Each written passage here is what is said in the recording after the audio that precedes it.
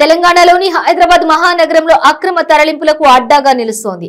ప్రతిసారి ఏదో ఒక దొంగతనాలు, స్మగ్లింగ్, హత్యలు, అక్రమ తరలింపులతో వార్తల్లో వచ్చి చేరుతోంది.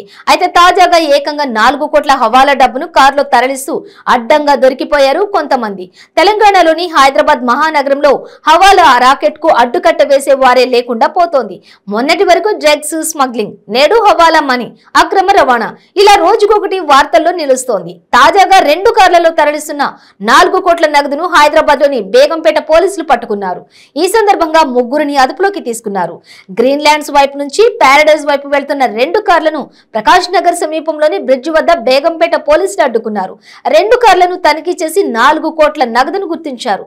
ఈ సందర్భంగా వెంకటేశ్వర్లు, ప్రశాంత్, విపుల చౌదరి అనే ముగ్గురిని అదుపులోకి తీసుకున్నారు. తాము ఋతుప్రియ ఇన్ఫ్రాస్ట్రక్చర్స్ కు చెందిన వారమని వారు వెల్లడించారు. సుమారు 3 గంటల పాటు కొనసాగిన విచారణలో నగదుకు సంబంధించిన ఎలాంటి ఆధారాలు చూపలేదు. నగదుతో పాటు ముగ్గురిని ఆదాయపు పన్ను శాఖ అధికారులకు అప్పగించినట్లు బేగంపేట ఇన్స్పెక్టర్ పి శ్రీనివాసరావు తెలిపారు. వారికి పోలీసులు నోటీసులు జారీ చేశారు. దీన్ని హవాలా సొమ్ముగా అనుమానిస్తున్నామని అన్నారు.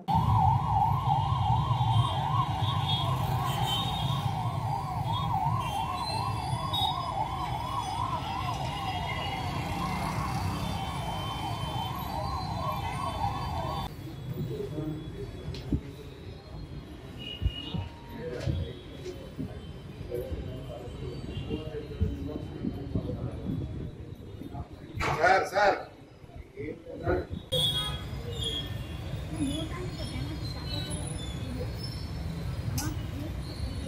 वो तो बोलेगा नहीं है तुम्हारे को, वो तो बोलेगा नहीं है इलाहाबाद में जो हुआ ये एक बात बोलो।